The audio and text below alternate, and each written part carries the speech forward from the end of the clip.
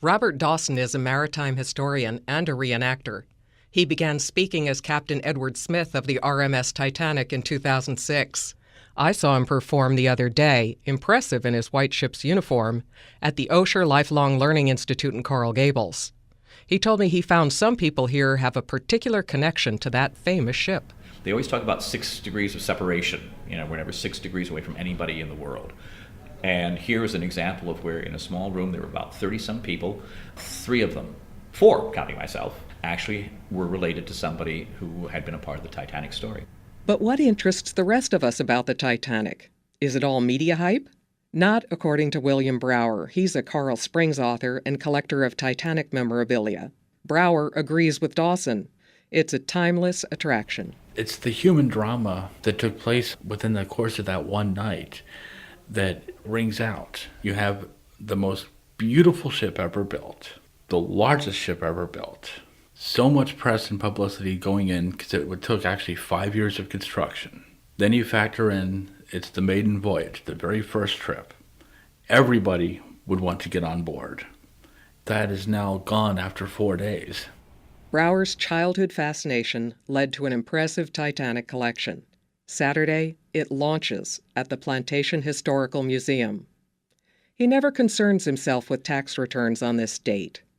Every April 14th, he steps into the warm South Florida night just prior to the moment when the Titanic struck the iceberg. At 11:40, I actually have a ship's bell that I would ring 3 times.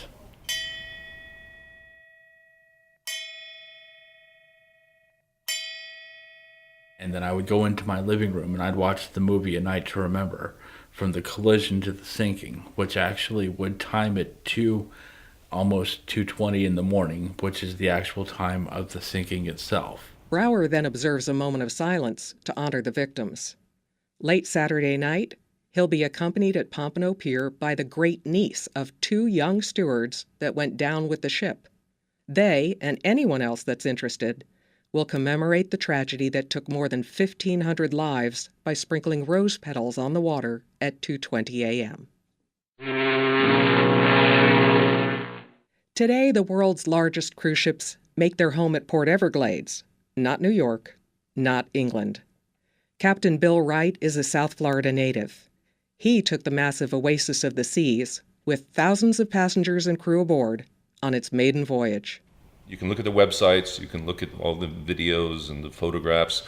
Until you actually step foot on board, you really don't understand what a remarkable achievement the ship is. Captain Wright and his wife, they're at sea this weekend aboard a Titanic memorial cruise sailing out of New York. Dawson and Brower, they're marking the centennial in South Florida. And me, I've got piles of paper and a difficult decision to make. What's it going to be this April 15th? Death or taxes? This is Laura Coburn in Miami.